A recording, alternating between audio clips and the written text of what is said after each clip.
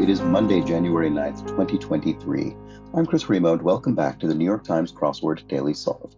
It's a Monday puzzle today, so a nice, quick crossword. And that's good because I am still remote, as you can see, so less than ideal audio quality. However, this should be the last remote recording for the near future. So back to hopefully much better audio quality and a better overall experience from tomorrow's Tuesday puzzle going forward. So look forward to that. But for now, it's a compromised Monday puzzle, and this compromised Monday recording anyway. I'm sure the puzzle will be uncompromising in its excellence. And this arguably compromised edition of the Daily Solve has been brought to us by Connor O'Neill, Camtron, Ryan Eves, and, as always, the invaluable Timothy Mark and the indomitable Shoalmaster. So thank you so much to the 5 of them, benefactors of the Daily Solve Patreon campaign, for their generous support in sustaining this channel and keeping this series going. I do very much appreciate that. If you'd like to become a benefactor like those 5, you can get the Daily Solve Let's Check the Crosses mug at patreon.com/dailysolve if you become a benefactor.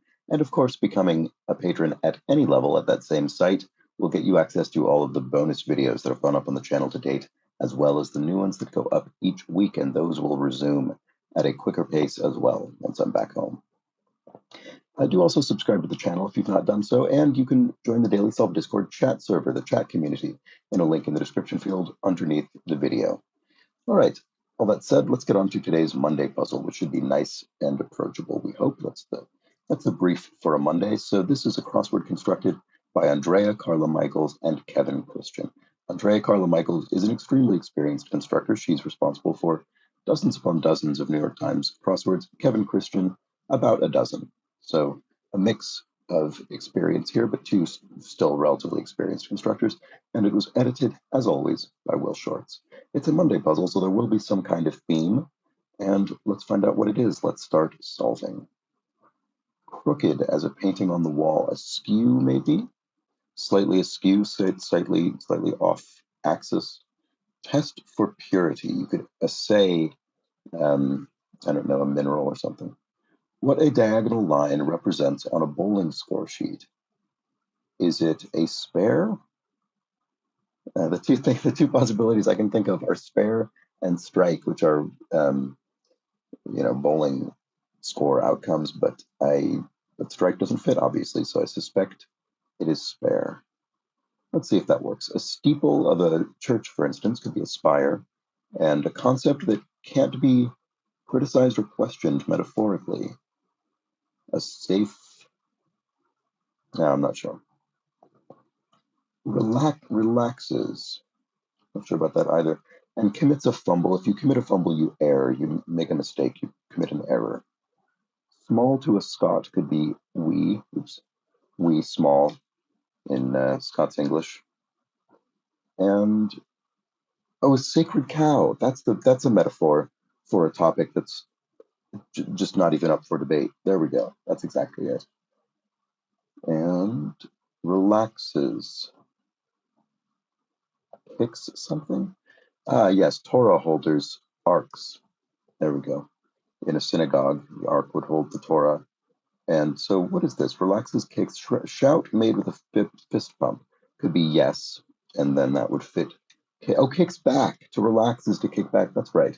It's so interesting how idioms can do that, because kicking is such an active, aggressive act, and yet when you say kick back, I'm going to kick back, it does suggest an image of relaxation and ease, and quite the opposite of what you would do if you're actually actively kicking. It's just, the associations words can create are sort of interesting. I mean, obviously, it's because of the motion, the idea of kicking your sort of shoes off, I suppose, and your feet up, but it's just interesting tonally how that works. Dab as with a paper towel is to blot ink, or, spill maybe. It's tossed towards a bullseye would be a dart. Oops. And big eye or yellowfish tuna at a sushi bar could be ahi, way to refer to those varieties of tuna in sushi. And Borat creator Sacha Baron Cohen, the comedian who portrays the character Borat. A 9-digit ID in the United States could be a social security number, which is used for all sorts of financial and identification purposes. Either N in NYNY, that refers to New York, New York, to the city of New York, in the state of New York, and Nosht is 8. Is Nosht itself Yiddish, or is it? Is I don't know. It's associated. You think of it in the context of sort of Yiddish idioms, but I don't know if that word itself is or not. Showing no emotion. If you're stoic, you're sort of stoic and buttoned up and resolute. Seafood often served with picks. I'm not sure off the top of my head. Viet blank armed force of the 1960s or 1970s, the Viet Cong. Um, and so does that help with this? I'm not sure if it does. It probably does, but maybe not to me right this moment. So let's go up to the top of the grid and continue with the acrosses. How revenge or pizza for breakfast is best served cold, I suppose. Is that true? Pizza for breakfast is best served cold? I suppose it is generally served cold. Jaded doubter. Cynic? You're very cynical. You're sort of doubtful and jaded. More, if something is more ancient, it's older. And a stage in a butterfly's development is the larval stage. So larva. Socially inept sort. A dunce, or not necessarily socially inept specifically? What about the crosses here? Corporate rule or regulation could be a bylaw. Oh, a dweeb, maybe. There we go. That works, I think. And Tennis's Agassi, Andre Agassi. Certainly remember growing up, Andre Agassi was in the news quite a lot. Poets of yore could be bards, a sort of medieval association, I guess. To feel great sorrow is to grieve, maybe for a loved one. And frozen is, I don't know, in French, frozen could be gelée. Is that related to this? Oh, cracked crab. Seafood often served with pigs. Right, okay. I definitely wouldn't have jumped to that without quite a few crosses, so it's a good thing I had them. So is there just an English word that derives from that is completely escaping me? There must be.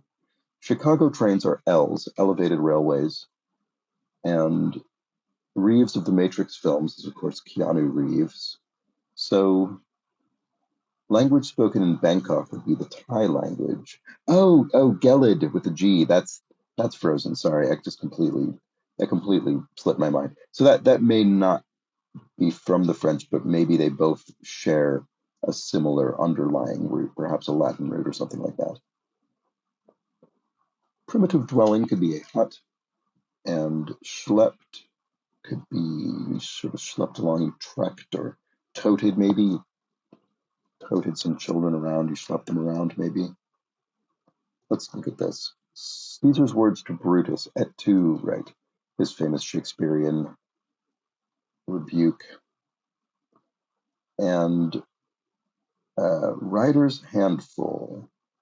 Seeds or something? No. I was trying to think maybe something to feed a horse, but I don't know why you'd feed a horse seeds. Oh, reins, maybe. I don't know why I was thinking of food. That was strange. But a writer could have reins in his or her hand.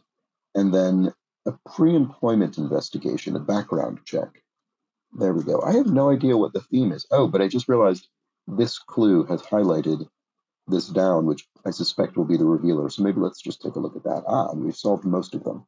Highway to Hell rock group, that's AC/DC, or a hint to electrical switches, found in 1623, 36, 46, sorry, 44, and 57 across. AC/DC. So what's going on there? AC. Oh, right. Okay.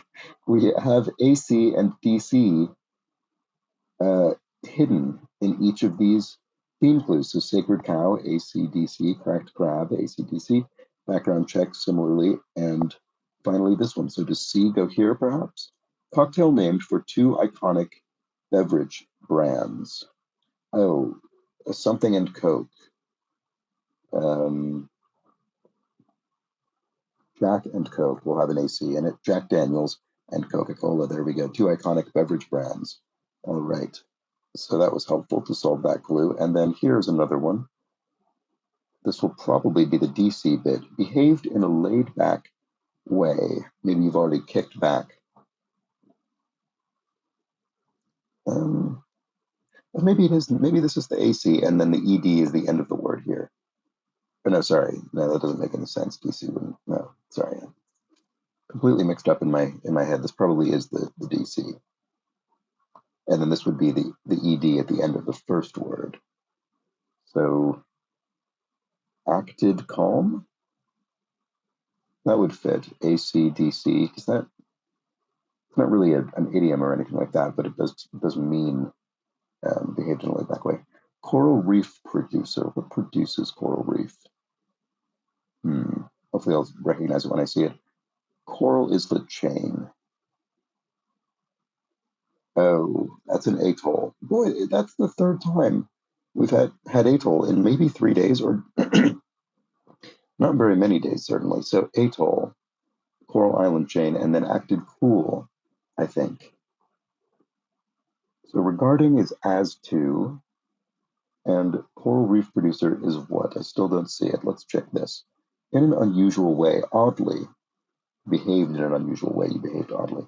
So illegally as tickets as to scalp tickets.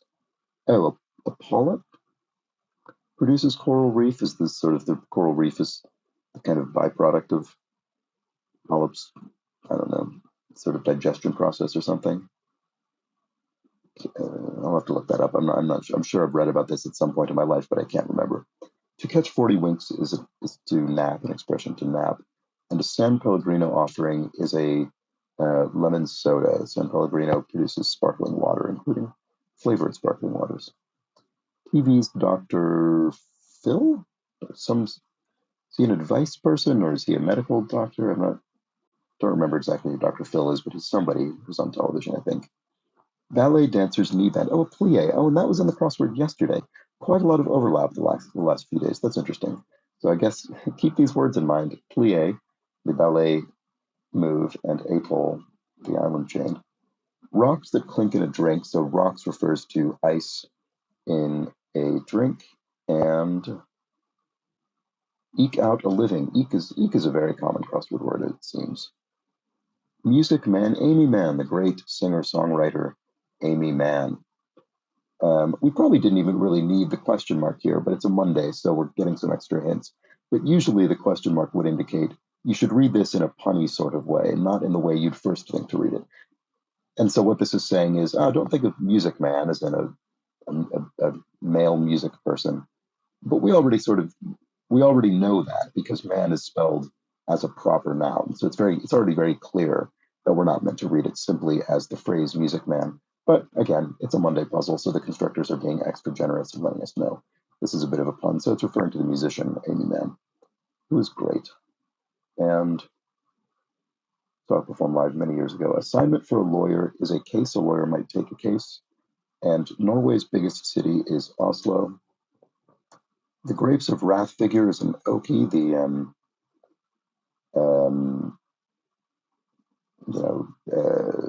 people from Oklahoma. Sorry, so I don't know why that took me so long to get. But Oki, people from Oklahoma. And then a word before space or limits, outer space or the outer limits. The two phrases there. 22 across in French, so that's the word yes in French, which is oui. And hot drink with marshmallows. Hot cocoa is often served with marshmallows. Author Edgar Allan Poe, of course, and a gorilla, e.g., so a gorilla is an example of an ape, and a Mr. Potato Head piece is an ear, the toy into which you plug all the different body parts. Okay, shoe fly pie, that's something. That's some chocolate pie or molasses, maybe? I'm not sure exactly, but it's some sort of dessert, shoe fly pie. And removes skin from is pears, a piece of fruit, for instance. Changes as a hemline. You could alter the hemline of a dress, say. Latin for in itself would be per se.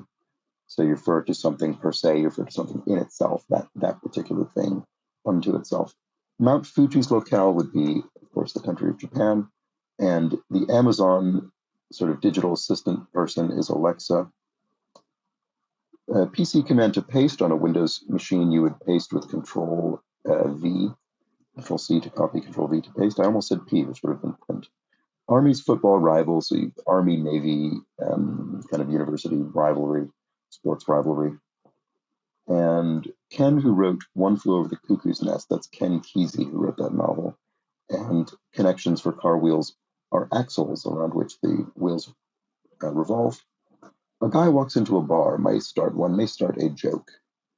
And thumbs up on Facebook is the icon associated with liking the post or reaction. If something is not showy, it's plain. And gooey lunchbox sandwich informally is a PBJ, peanut butter and jelly. And language spoken in Vientiane would be Lao, in Laos. And then, oh, not showy is plain. Did I already say that? I think so, maybe. So there we go. That was the Monday puzzle. And not the easiest Monday puzzle I think I've ever solved, but still I would say relatively approachable. It is a Monday puzzle after all, so it's not going to be too difficult. And we had a nice um, AC/DC theme. So there we go. We had AC/DC strewn throughout these various clues. Oh, and in fact, they are almost, oh, this is interesting, they're almost entirely aligned. So you can see the ACs in columns 2 and 3 of the puzzle are completely aligned. In Sacred Cow, background check, and Jack and Coke. And then the DCs, let's see, what did I just observe? No, those aren't quite so much. But the DCs in then Cracked Crab, background check.